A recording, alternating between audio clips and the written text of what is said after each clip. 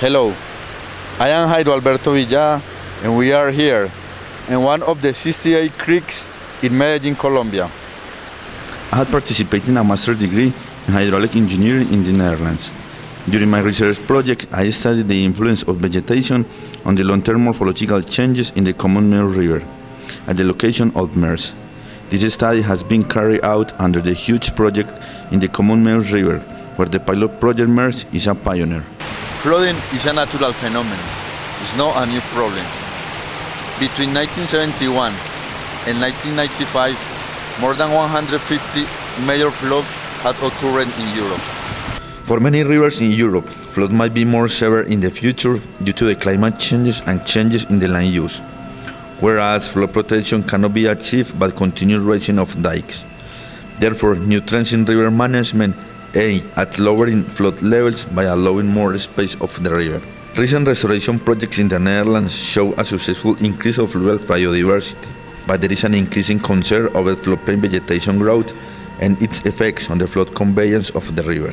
Traditional engineering solutions to land and water management are increasingly being questioned, and indeed exposed at the recent flood highlight only too tragically.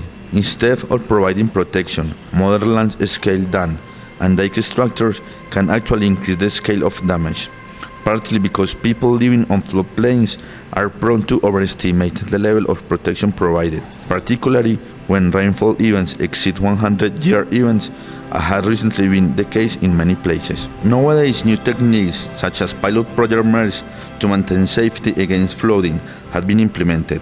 These techniques are mainly used to increase the conveyance capacity of the rivers and the restoring of the floodplain ecosystem. Present-day challenges around the world cope with the future floods, which might be higher due to land use and climate changes.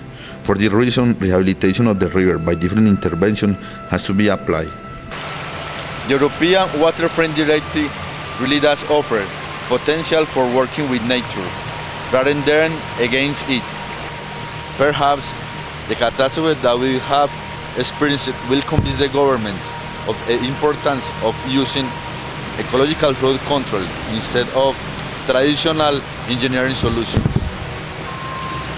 In the Meuse project, as a pilot, we have suggested to study the influence of vegetation on the long-term morphological changes, because it's necessary to understand and to know the behaviors of the river along the time. The project helps to predict qualitative changes along the ridge, and it will help to determine flooding risk. These kind of projects are an important tool for decision makers related with safety against floods and biodiversity conservation.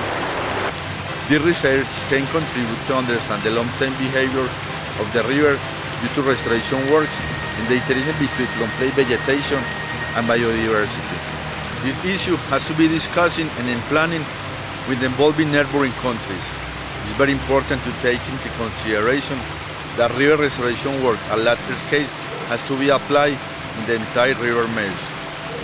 Development of technologies and new tools are very important for the society, mainly now that we are facing huge changes in the global climate.